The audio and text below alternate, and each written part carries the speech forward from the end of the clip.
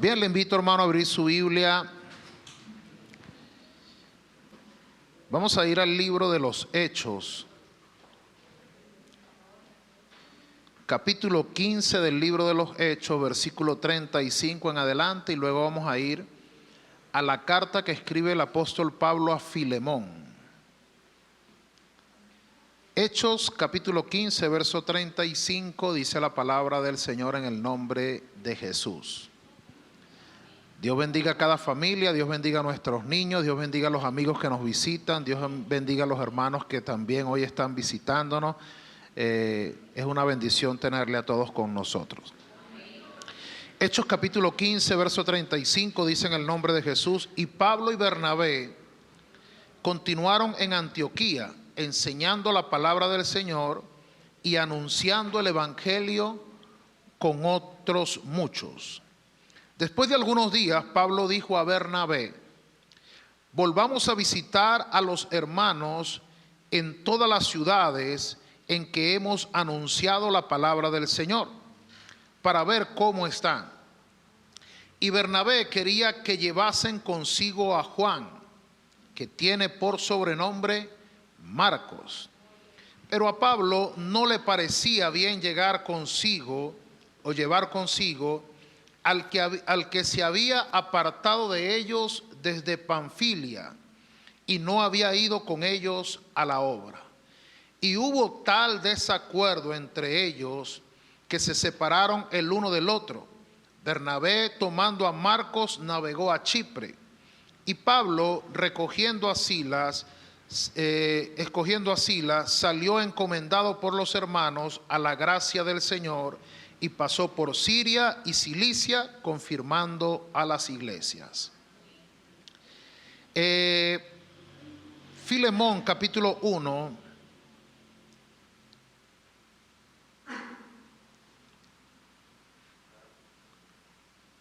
¿Está ahí conmigo?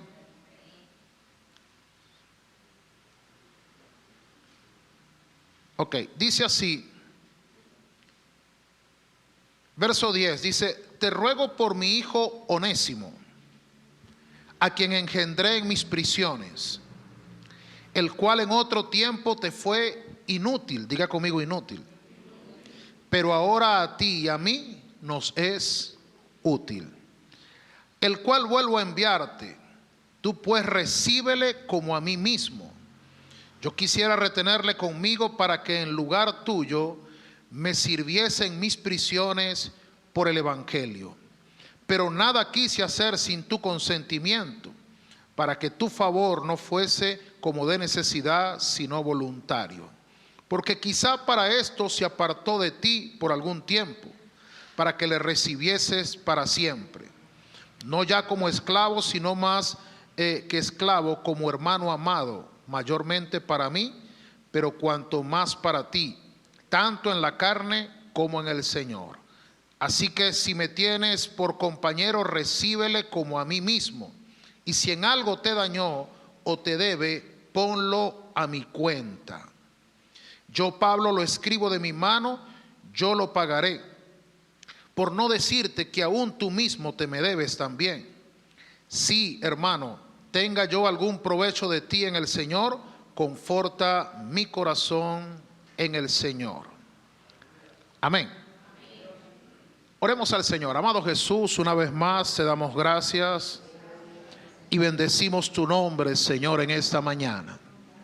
Y te pedimos, Señor, que nos ayudes, oh Dios de la gloria, a disertar tu palabra, y que esa palabra, Señor, sea de bendición en nuestras vidas. Lo pedimos en el nombre glorioso de Jesús. Aleluya, gloria al Señor. Bien, pueden sentarse. Diga conmigo: dale una oportunidad.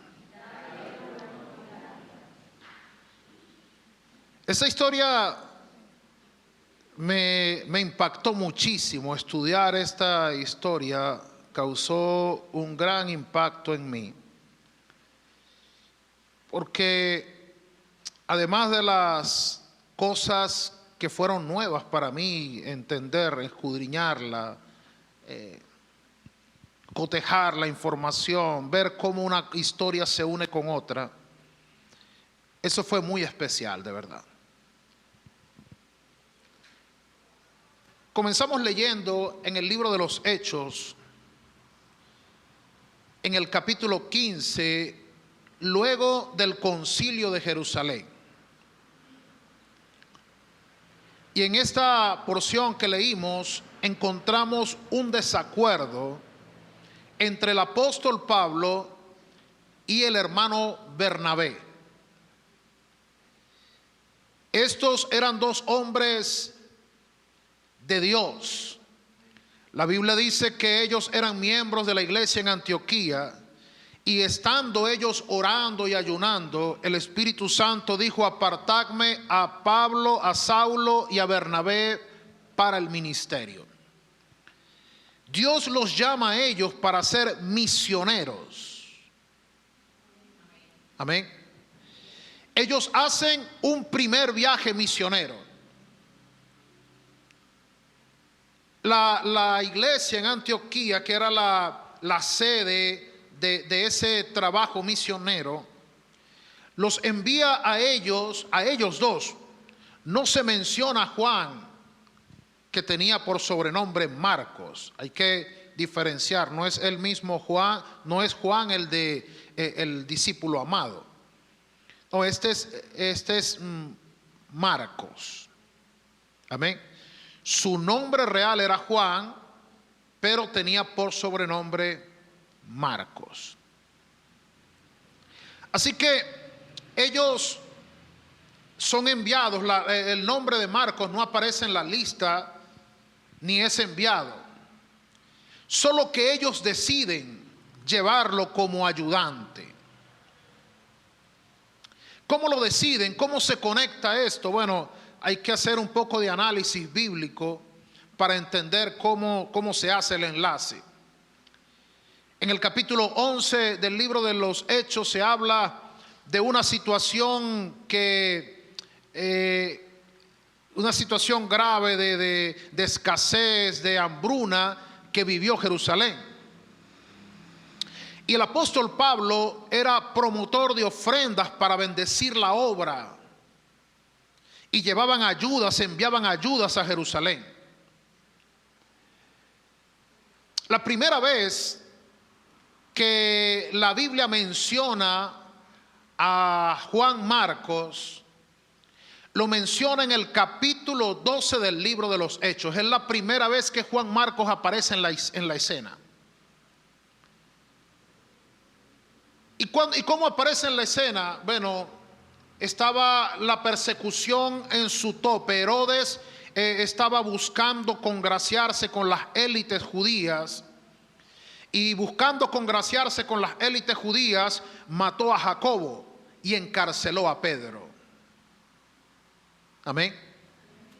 Y cuando encarcelaron a Pedro, la iglesia hacía oración sin cesar para que Pedro fuera liberado. Y un ángel intervino y sacó a Pedro ileso de la cárcel. Y Pedro llegó a la casa donde precisamente estaban reunidos orando, y tocó la puerta.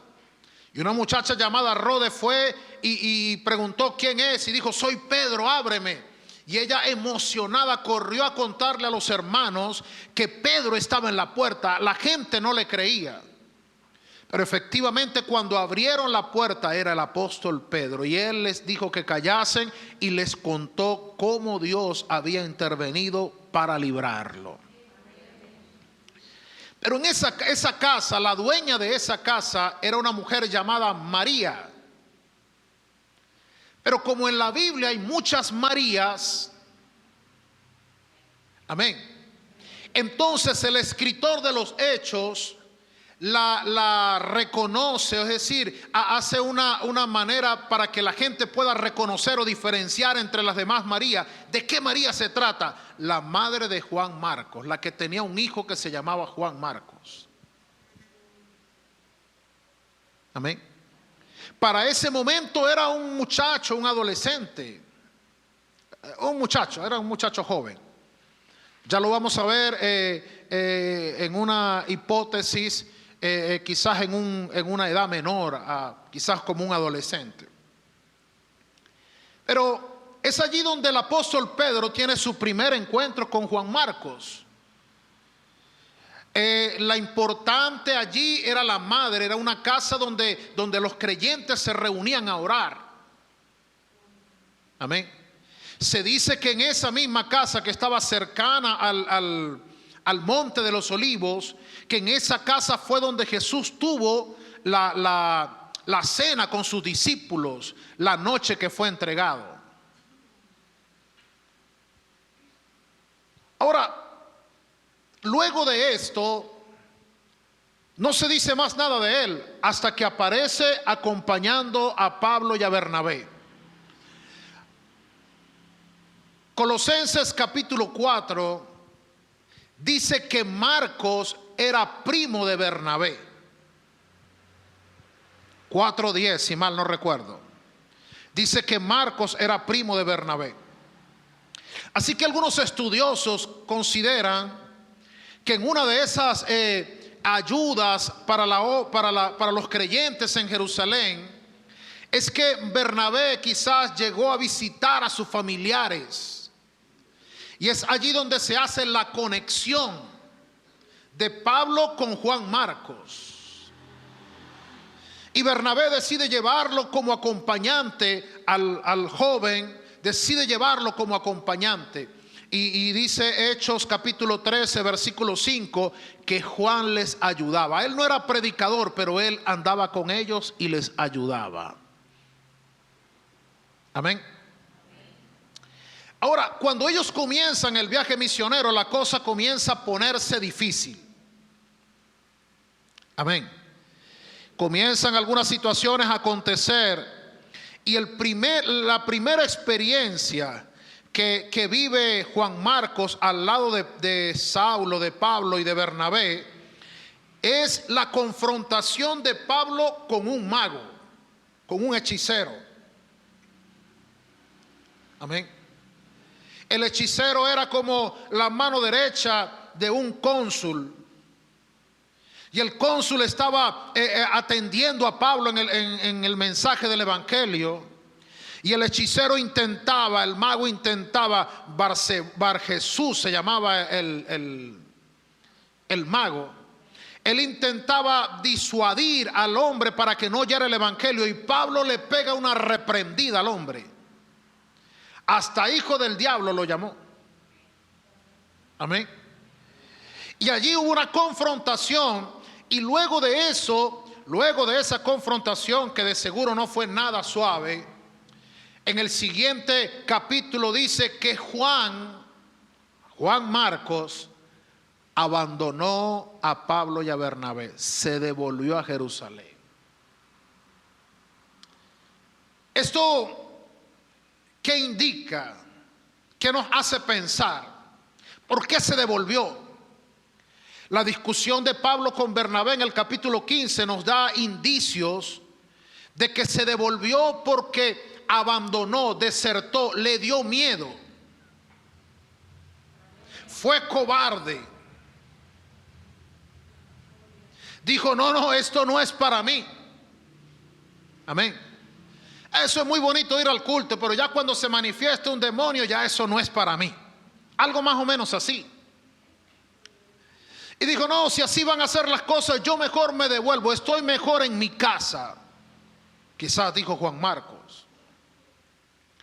Pasó algún tiempo, pasaron algún tiempo, porque ellos terminaron su primer viaje misionero, regresaron a Antioquía. En el capítulo 15, Pablo y Bernabé asisten al concilio en Jerusalén, donde se habla de no inquietar a los gentiles, sino que se les diga que guarden ciertas cosas y que ellos sigan adelante con el Señor, que no deben judaizarse.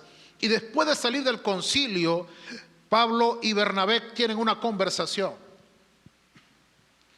y dicen, salgamos de nuevo, hagamos un segundo viaje misionero.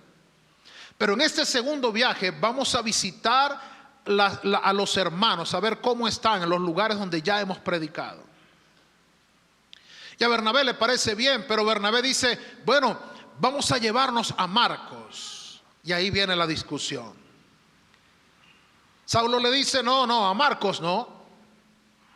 Ya él una vez nos abandonó, él no está hecho para esto. Es como si Pablo estuviese diciendo, no, mira, ese muchacho no nos sirve. Él no sirve para esto. Él no nos fue útil. Cuando lo más lo necesitábamos, Él no nos fue útil. Él nos abandonó, Él desertó, Él es un cobarde. Él no sirve para esto. Y así hubo una discusión entre ellos, fue fuerte, que hizo que Bernabé se separara de Saulo. Tuvieron diferencias. Es probable que Saulo le dice a Bernabé era un hombre de un espíritu apacible, era un hombre dadivoso, generoso, de buen corazón. Ese es el mismo Bernabé que entregó sus propiedades para el servicio de la obra de Dios. Amén. Él era un hombre de un corazón muy noble. Entonces él dice, no, yo sí le quiero dar una segunda oportunidad a Marcos, porque todo el mundo en la vida, estoy parafraseando, estoy usando mi imaginación de predicador. Yo me imagino que él le dijo, no, yo creo que la gente necesita una segunda oportunidad en la vida. No podemos ponerle una X a alguien porque en algún momento no lo hizo bien. Pero Saulo era un hombre más estricto. Saulo era un hombre de pensamiento cuadrado. ¿Es así, es blanco o es negro? Para Pablo no habían términos grises. Él era directo, era claro, era tajante. Amén. Así que Saulo dijo, no, a mí no me sirve. Yo con él no voy a ir. Entonces Bernabé dijo, bueno, entonces hagamos algo. Tú te vas por tu camino y yo me voy por el mío. Yo me llevo a Marcos y tú verás qué haces. Así que Saulo se llevó a Silas y se fueron por un lado y Bernabé se fue por el otro. A fin de cuentas, como a Dios no le sobran retazos. Diga conmigo, a Dios no le sobran retazos. Como a Dios no le sobran retazos, aquel fragmentación de aquel equipo misionero, lo que hizo fue convertir ahora 2 equipos misioneros. Y el alcance del evangelio fue mayor. Damos gloria al Señor. Después de un tiempo ellos se vuelven a encontrar. Y cuando se vuelven a encontrar hay reportes positivos. A los 2 les fue bien. Gracias a Dios, Saulo y Bernabé eran hombres que, aunque tuvieron su diferencia, eran cristianos. Y cuando uno es cristiano, así tenga diferencias con alguien, uno hace a un lado las diferencias por el bien de la obra de Dios. Ninguno de ellos andaba deseando, ojalá le vaya mal. No. Ellos estaban deseando que a cada uno le fuera bien, porque si le va bien a ellos, es un bienestar para la obra de Dios. Damos gloria al Señor.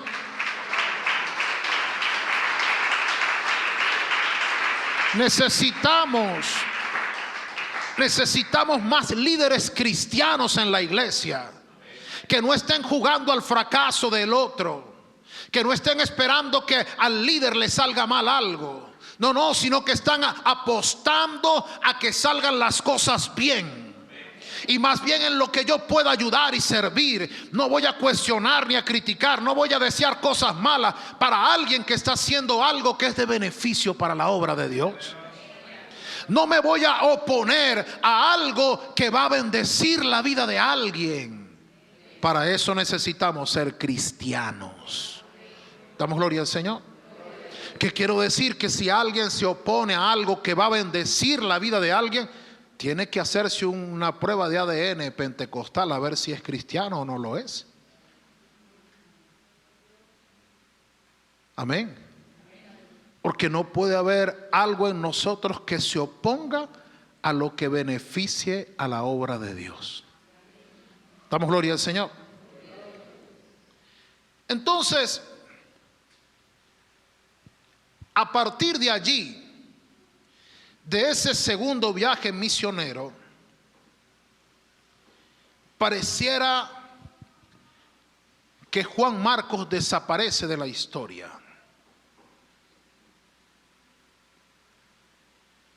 Pareciera que él ya no se sabe nada de él. No se vuelve a mencionar en los siguientes capítulos qué pasó con Juan Marcos. Pero tomando en cuenta los años, la cronología del viaje, el segundo viaje misionero, luego de eso, en ese tiempo en que no se vuelve a hablar, Bernabé no vuelve a mencionar a Marcos, ni Saulo tampoco, es el tiempo en el que se escribe el Evangelio de Marcos. Amén. Y aquí es donde comienza a ponerse interesante la historia. Porque Marcos ya conocía a Pedro. Él lo había visto cuando fue librado milagrosamente por un ángel de la cárcel y de la mano de Herodes. Así que ya él lo conocía con admiración, lo veía. Así que yo me imagino se reencontró con Pedro. Y Pedro lo hace su discípulo. De hecho, disculpe si se me pasa alguna cita bíblica, pero hay un texto en una de las epístolas de Pedro donde Pedro habla de Marcos y dice mi hijo. Ese término mi hijo se refiere a alguien que adopté como mi discípulo. Y los estudiosos dicen, Marcos no fue testigo presencial de los hechos de Jesús. Era un niño, era un adolescente cuando Jesús estaba predicando. Así que él no podía describir por sí mismo los hechos de Jesús en su evangelio. Así que basado en qué Marcos escribe es su evangelio, basado en lo que Pedro le cuenta. Amén. Es decir que Marcos se convierte en el escriba de Pedro para relatar los hechos de Jesús, la vida y la obra de Jesús. Pero ¿sabe qué me encanta de la conexión entre Marcos y Pedro? Que yo creo que Juan Marcos siempre cargó en su vida el peso de una vez no haber sido útil al apóstol Pablo. Amén. Porque hay gente que a veces no lo hace bien. Hay gente que a veces se acobarda frente a situaciones. Hay gente que hay circunstancias que le quedan grandes, pero eso a veces se arrastra y dice, oye, yo me hubiese esforzado un poco más.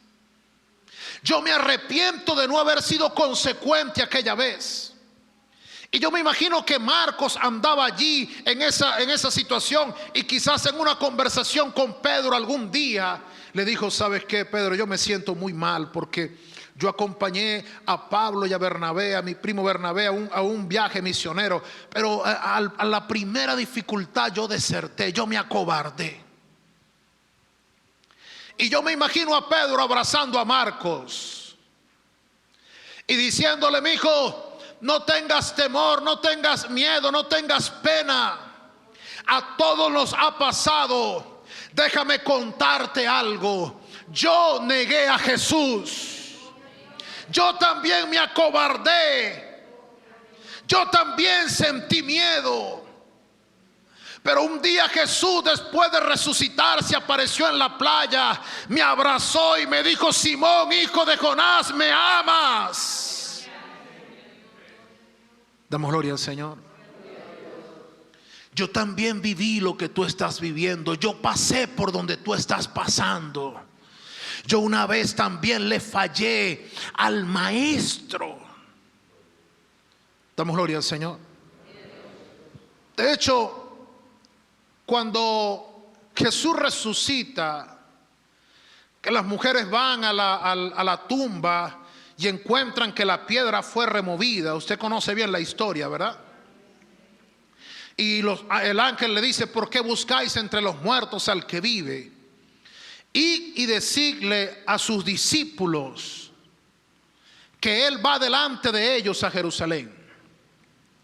Pero Marcos es el único escritor que dice, no lo dice Mateo, no lo dice Lucas, no lo dice Juan. Marcos es el único que dice, id y contad a sus discípulos y a Pedro. Y a Pedro quiere decir en especial a Pedro, principalmente a Pedro.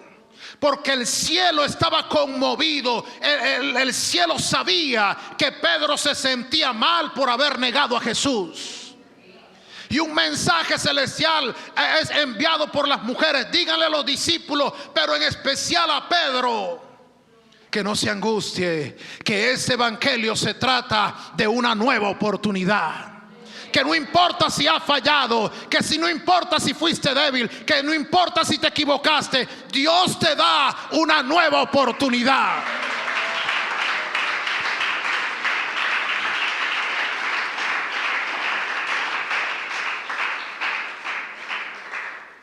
Damos gloria al Señor. Y el tema de la oportunidad es que las oportunidades deben aprovecharse. Amén. El apóstol Pedro aprovechó su segunda oportunidad. Esa experiencia a Marcos lo marcó. Aunque él hizo su segundo viaje con Bernabé, él se sentía mal de que Saulo pensaba de él como un cobarde. Pero la conexión con Pedro restauró el corazón de Marcos. Damos gloria al Señor. Y luego la historia. Luego la historia hace su parte. Saulo era un hombre de pensamiento cuadrado. Era un religioso intransigente. Amén. Dios llamó a Saulo siendo un religioso intransigente. De hecho, cuando el Señor instruye a Ananías, ve a discipular y a bautizar a Saulo, Ananías tuvo miedo. Dijo, Señor, pero ese hombre es radical, ese hombre es...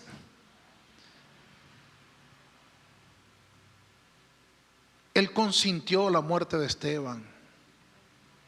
Él perseguía a la iglesia.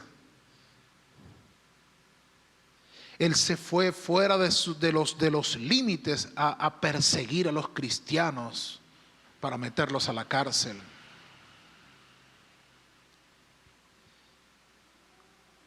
Y el Señor le dice a Ananías una expresión. Porque aquí en este camino Dios se encarga de enseñarnos lo que necesitemos. Cuando Ananías le pone peros al Señor, el Señor le dice, ve, porque instrumento útil me es este. Fíjese bien, instrumento útil me es este. Y yo le voy a enseñar. A mí esa es la parte que más me encanta. Yo le voy a enseñar a él lo que es sufrir por mi causa. Es decir, eso alzadito que es Pablo, yo se lo voy a quitar. Eso lo estricto y lo cerrado y lo cuadrado que es, yo se lo voy a quitar. Yo sé cómo moldearlo, déjamelo quieto. Tú solamente ve, adoctrínalo y bautízalo. Hermano, mire, Dios nos trajo a nosotros para salvación. Y es probable que algunos tengamos el espíritu desertor, huidizo o cobarde de Marcos. Y es probable que otros tengamos el espíritu y la mente cuadrada como Pablo. Pero a todos Dios nos va a procesar para hacernos hijos útiles y provechosos en su obra.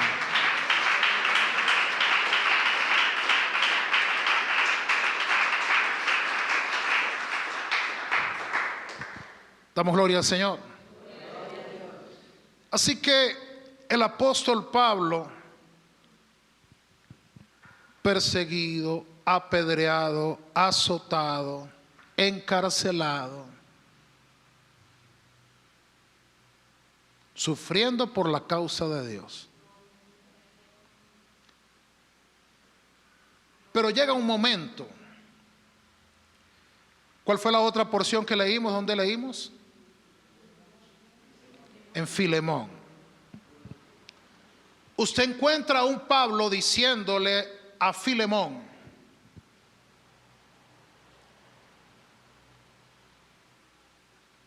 te vuelvo a enviar a Onésimo, recíbele como a mí mismo.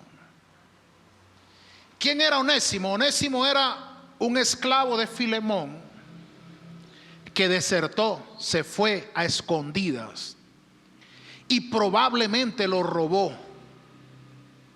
Probablemente sustrajo algo para costear su viaje a Roma.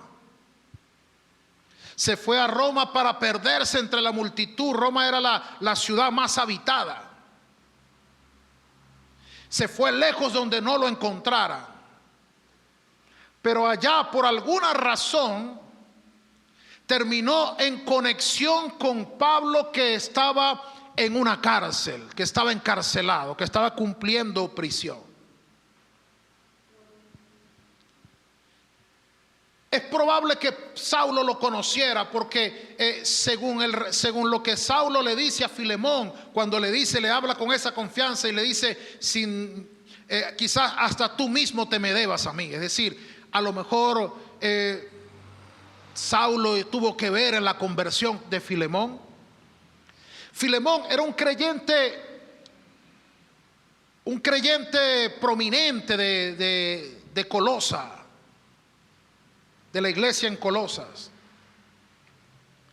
Era el hombre que hospedaba a los que pasaban por el camino, a los misioneros, a los predicadores.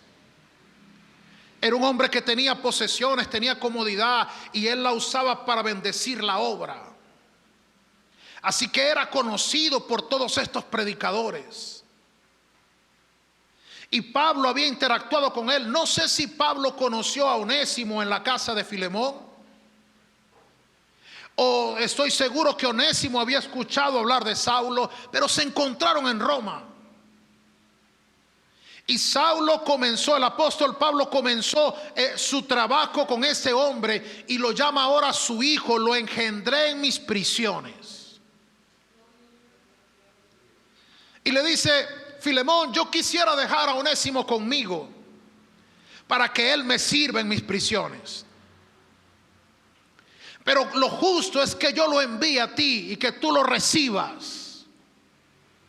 Y si en otro tiempo él fue inútil, ahora puede hacerte útil. Pablo le está diciendo a Filemón: dale una oportunidad. Damos gloria al Señor. De hecho, el nombre Onésimo quiere decir provechoso. Y aquel hombre cuyo nombre era provechoso había dejado de ser útil, se había convertido en alguien inútil para su amo. Porque abandonó, porque se fue, porque engañó, porque defraudó, porque abusó de la confianza. Amén. Pero ahora era un hombre convertido, y Saulo le dice: recíbelo, ya no solo como esclavo, sino ahora como un hermano en la fe. Damos gloria al Señor. Y entonces, cuando usted lee esto, usted dice: ¿qué pasó con Pablo? ¿Por qué Pablo fue tan duro con Marcos? ¿Por qué Pablo fue tan duro con Marcos y ahora es tan flexible con el caso de Onésimo? Amén. No, ¿qué le pasó a Pablo? Ya no es un hombre tan estricto. ¿Sabe qué? Es que la vida enseña, es que los golpes enseñan. Damos gloria al Señor. Es que en el camino de la fe, el que no aprende es porque no quiere, porque todo está diseñado para que aprendamos a ser hijos obedientes de Dios, mansos y humildes de corazón. Damos gloria al nombre de Jesús. Aquí en este camino, la altivez, el pragmatismo no funcionan. Este no es un camino de dirigir a la gente con látigo, a la fuerza, a los empujones. No, a veces toca poner cara seria, pero la cara seria solamente debe ser una herramienta de trabajo. Pero cada vez que alguien necesite una oportunidad, hay que brindársela. No podemos poner un estigma sobre la vida de las personas y decir: no sirvió el año pasado, no va a servir tampoco este año. Porque la gente cambia, porque el evangelio cambia, porque la palabra de Dios transforma. Damos gloria al Señor. Porque el buen trato cambia, porque la experiencia de vida de alguien nos cambia. Damos gloria al Señor. Porque el que alguien a quien defraudaste, a quien no trataste bien, al que de repente no hiciste cosas bien, vuelve a darte una oportunidad. Esa oportunidad se valora. Damos gloria al Señor. Jesús le dio una nueva oportunidad a Pedro y Pedro la aprovechó. Nunca más usted encuentra al apóstol Pedro negando a Jesús. Cuando lo amenazaron de muerte para que dejara de predicar en el nombre de Jesús, dijo: mátenme si quieren, pero no puedo dejar de hablar en ese nombre, porque no hay otro nombre bajo el cielo dado a los hombres en el que se pueda ser salvo.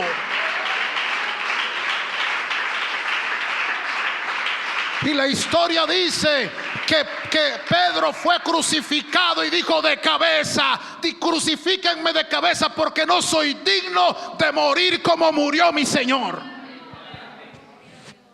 Damos gloria al nombre de Jesús.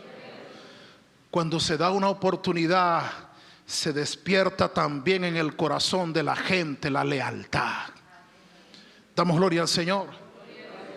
Cuando usted le hace con sus actos y con sus palabras, le hace entender a una persona que no importa si te equivocaste, tienes la oportunidad de hacerlo ahora bien. La gente valora eso. Damos gloria al nombre de Jesús. Y Pablo había cambiado. Pero Pablo había cambiado porque las circunstancias de vida lo cambiaron. Cuando usted tiene juventud y salud, usted brinca, salta, usted no depende de nadie. ¿Sí o no? Y usted dice: yo mismo soy. Te ayudo, no necesito a nadie. Pero cuando ya la juventud, las fuerzas y la salud se acaba, usted comienza a depender de otros. Amén. Por eso hay que tratar bien a la gente en el transcurso de la vida, porque usted no sabe quién es el que lo va a ayudar cuando usted ya no tenga fuerzas. La vida enseña de muchas maneras. Damos gloria al Señor. Cuando yo estaba pequeño, mis padres nunca fuimos ricos, pero había una solvencia más o menos. Podíamos decir que nunca en nuestra casa faltaba el alimento, siempre nos vestimos bien.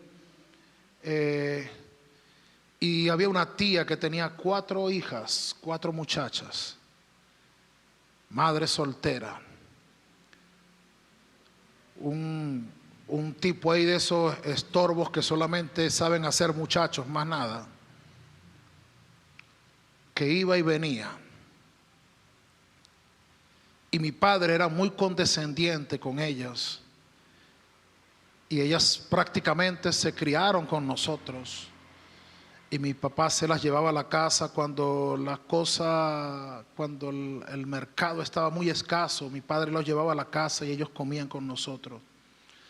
Y mi madre fue una mujer que siempre los trató, que era la familia de mi padre, mi madre siempre los trató como su familia. Hoy en día, esas muchachas, todas están muy bien económicamente. Y yo paso por ahí, por Acarigua, y yo tengo que entrar a esa casa. Y cuando entro ahí como, ahí me atienden.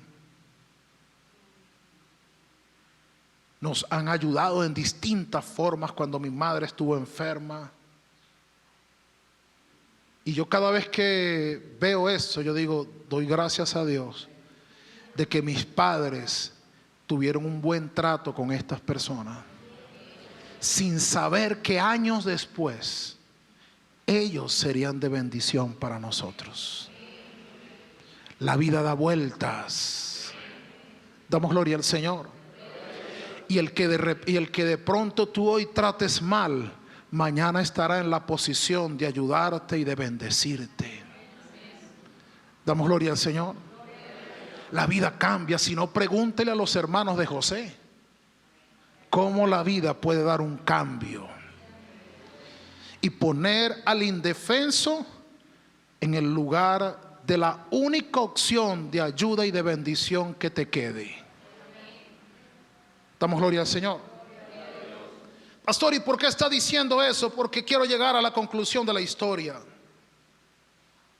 y del aprendizaje de lo que transformó a Saulo de ser un hombre de mentalidad cerrada, de no darle oportunidad a las personas, de ser prejuicioso.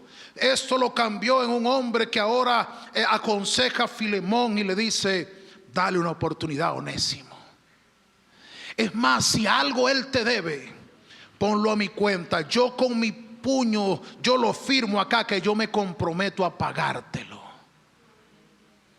¿Qué cambió a Pablo así? Pues Pablo lo dice.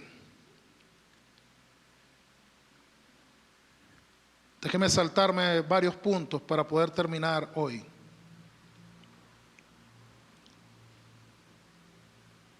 Al final de la carta del apóstol Pablo a los colosenses, escuchen lo que le voy a decir. Pablo escribe dos cartas a la vez, en el mismo tiempo. Él escribe una carta a la iglesia en Colosa, que se conoce como la carta a los colosenses, y también escribe la carta a Filemón. ¿Por qué? Porque las cartas iban al mismo destino. Filemón era un creyente de Colosa.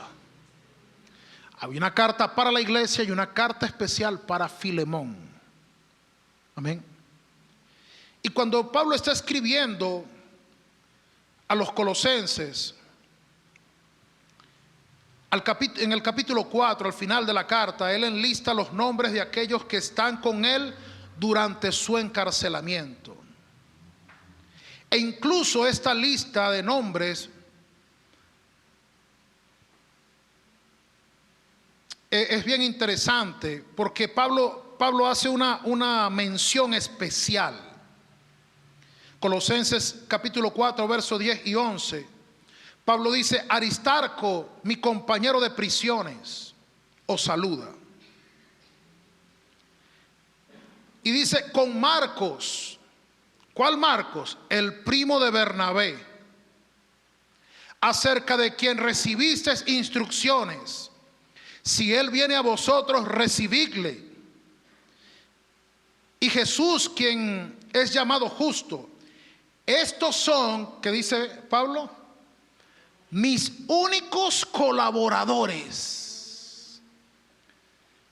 Cuando Pablo está preso en Roma, escribe la carta a los colosenses y le dice: voy a enviar a Marcos con las cartas, me imagino, si él va a recibirle. Porque él, juntamente con Jesús llamado justo, son mis únicos colaboradores. El hombre que antes Saulo consideró inútil, ahora era su único colaborador. ¿Damos gloria al Señor? Es por eso el cambio de actitud en Pablo. Porque Pablo se dio cuenta que la gente sí merece otra oportunidad.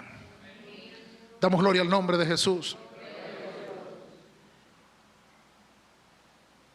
En 10 años algo había cambiado en la actitud de Pablo hacia Marcos. Una década antes él lo vio como un cobarde en quien no se podía confiar. Él lo vio como una carga, alguien con quien no quería estar. Ahora Marcos está siendo exaltado por el apóstol como un hombre quien debe ser recibido de manera cálida, quien ha mostrado ser un consuelo para el apóstol Pablo. Y él le dice a los creyentes de los Corintios que reciban a este hombre quien le ha traído consuelo y gozo. Damos gloria al nombre de Jesús. Al mismo tiempo que escribe la carta a los colosenses, escribe la carta al creyente llamado Filemón. Y le habla de darle la oportunidad. Y Pablo nos alegra, Pablo no está siendo hipócrita. Pablo no le está diciendo a Filemón, dale una oportunidad, cuando él nunca le dio oportunidad a Marcos. No, porque ya él había comprobado a través del testimonio de Marcos que los hombres merecen una segunda oportunidad. Damos gloria al Señor. Así que él lo aconsejaba en base a lo que había vivido y aprendido. A Pablo quizás le faltaron líneas para decirle a Filemón, no se sabe, Filemón, el mundo da muchas vueltas. Si después Onésimo será el hombre que estará contigo cuando nadie más esté. Damos gloria al nombre de Jesús. Ahora, no solamente Pablo ya reconoce que Marcos era alguien útil y provechoso, su único colaborador, sino que cuando Pablo está escribiendo a Timoteo, en la segunda carta de Timoteo, en el capítulo 4, en el verso 9, él le dice, procura venir pronto, procura venir a mí pronto, porque Demas me ha dejado, habiendo amado este mundo presente. Alguien más abandonó a Pablo. Eso debió haber sido un dolor en un corazón, en el corazón de Pablo. Él dice que Demas lo dejó amando más el mundo, se ha ido buscando los sonidos de la vista de Tesalónica. Aparentemente por motivos del ministerio, otros hombres se habían apartado de él, Tito y Lucas.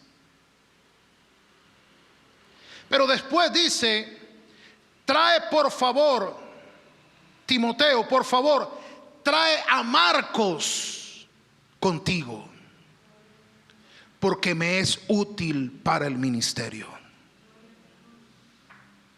Esta segunda epístola de Pablo a Timoteo es la carta donde Pablo dice, he acabado mi carrera, he peleado la buena batalla, solo me queda esperar la corona que el juez justo me dará. Es decir, Pablo está diciendo, cuando ya él sabe que su vida se está agotando, cuando su final está cerca, Pablo le está diciendo a Timoteo, por favor, tráeme a Marcos, porque él me será útil en los últimos años de mi vida. Yo quiero a Marcos junto a mí.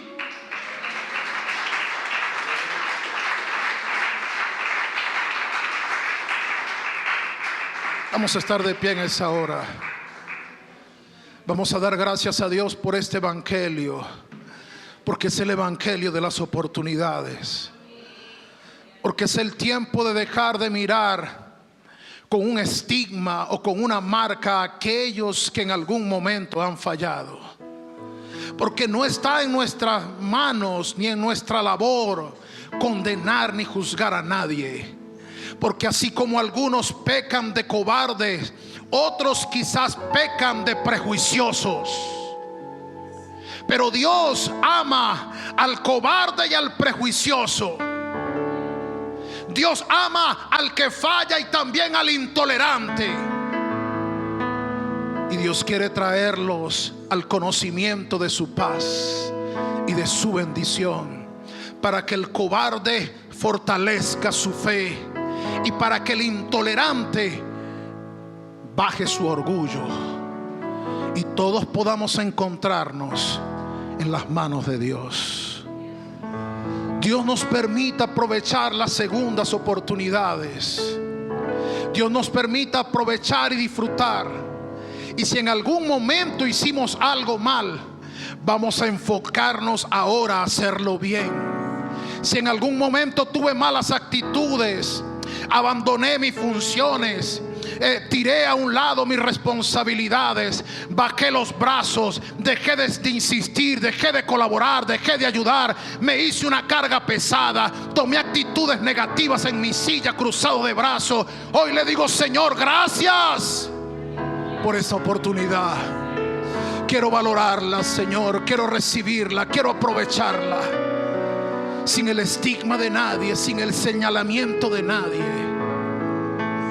Es muy triste y doloroso ver creyentes señalando los errores de otros sin verse sus propios errores, hablando de la irresponsabilidad de otros sin reconocer su propia irresponsabilidad, hablando de las malas actitudes de otros sin mirarse las propias.